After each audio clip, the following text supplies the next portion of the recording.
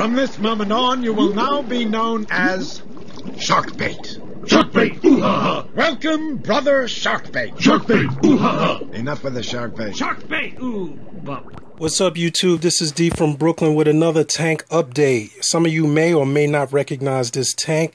It was the tank that was sitting under my 20 extra high planted tank. Oh yeah, I had to spend another $10. I had to get a new tank, and I'm going to tell you why. Let me just show you the void first. Okay, so here's the space, everything pulled out. As you can see, it's like, man, I just put that there yesterday, it seems like. All the fish, all the plants had to be taken out, and the reason why is it was beautiful in concept, all the filtration integrated into the tank, but I was finding some of these guys missing, and I was like, well, where the hell did they go? So, thank God the tank is so light, I was pulling it out, and I was finding that they were following the stream. I often saw them swimming towards the overflow. They were jumping into the rear of the tank. I found betas in here time and time again. So I'm like, man, this was great for the saltwater tank, a little nano. But to have the betas are way too inquisitive and smart. And they were jumping into the rear of the tank. I was like, man, my fish dying or something? But I wasn't finding any bodies. So this is why I had to break out, spend $10, go to Petland and get another tank. So let me just show you what I'm doing with this here. I got the tank here. I got some sward plants. I'm not going to fill the whole tank with gravel. But if you go back and look at my old video on the dirt planted tank, one of the benefits of having dirt in the aquarium is a lot of benefits for the fish and fry. First of all, the dirt really helps the plants grow and establish roots. So what I'm going to do is, if you see here, I got some Miracle-Gro potting mix. Send me comments if you guys don't use that. I do. It really hasn't bothered me or created a problem, but I'd love to hear what you think. I got the Miracle-Gro potting mix. I use some of my root tabs, which I probably don't need. I have the pelleted fertilizer, and I've mixed it into the soil. There's a little bit of perlite in here. Yeah, I had to clean that off a bit. It's a bit much. But I have that in the tank. Everything is situated here and ready for setup. This is only a 10-gallon tank, so it's going to be really quick.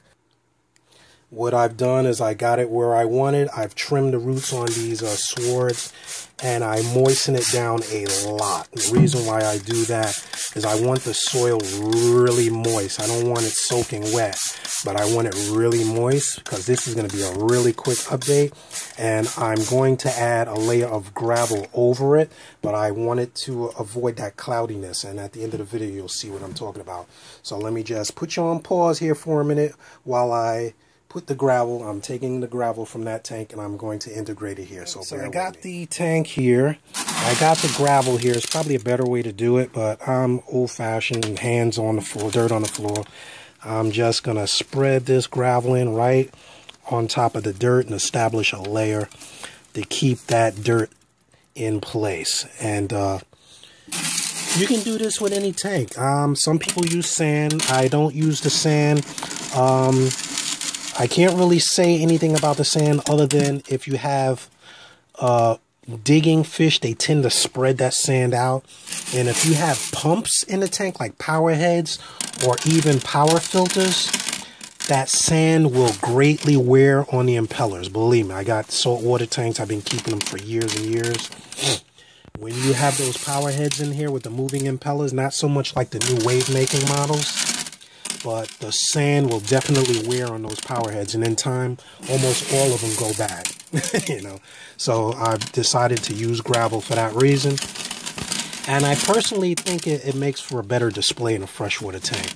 The gravel keeps everything nice and clean. It's easy to change out if you want. You mix it with the dirt, it's going to create a little island. And it's easy to have the plants root in. You don't want a gravel that's too fine or too coarse, because it'll make it difficult for the plants to get those roots established. And you'll see that a lot of people with really dense gravel, I get a lot of people that complain, man, how come I can't get my plants to grow?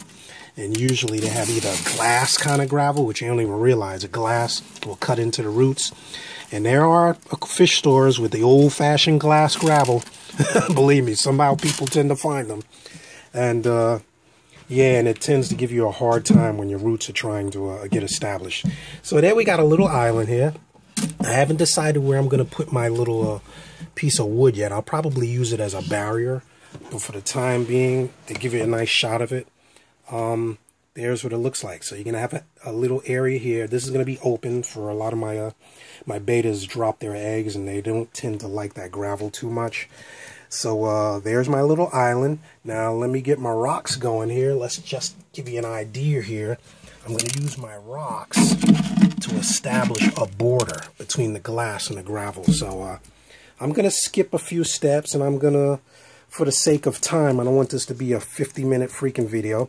Let me fast forward and I'll be so right back. YouTube, here's the tank all set up. I've moved all of the plants back in. I got it back under the stand. I didn't do a background. I'm kind of feeling cheesy about backgrounds. I don't know. I got a little pine background for now, but I'll play with that later.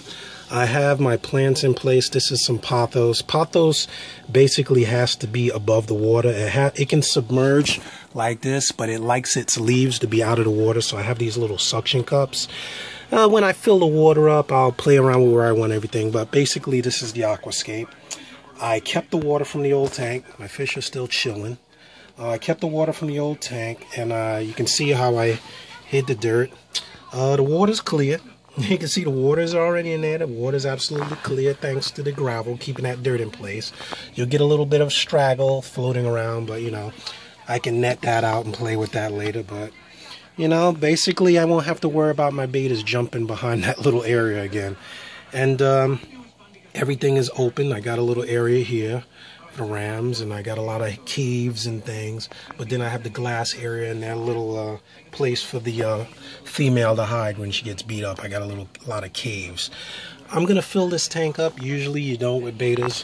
If they breed, they breed. If they don't, I ain't gonna sweat it. I like the tank filled up. I sat and looked at it half empty for a couple of weeks, and it drove me nuts. I swapped out that larger heater, which I'm going to put in the 20-gallon frag tank, and I swapped it with a 150-watt heater. That was a 200-watt heater, way overbearing for a 10-gallon tank. So I'm going to swap those out today. The control is the same brand. And there it is. So let me fill this baby up with water, and we'll be ready for the final cut.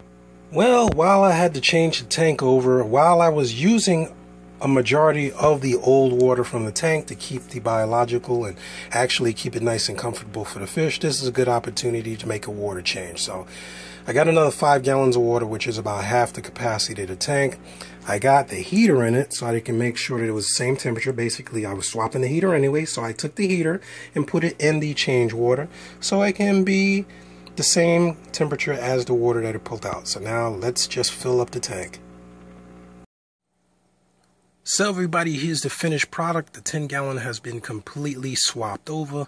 I tried to hide the little sponge in the back there. The fish are swimming around. I swapped out the heater with the 150. I put the 200 in the 20 frag. Everybody's swimming around. This, my ram is just taking a liking to this magnet. I don't know why. I hope you don't think that's going to stay there. The electric blues are under the rock. I don't know if you can see him.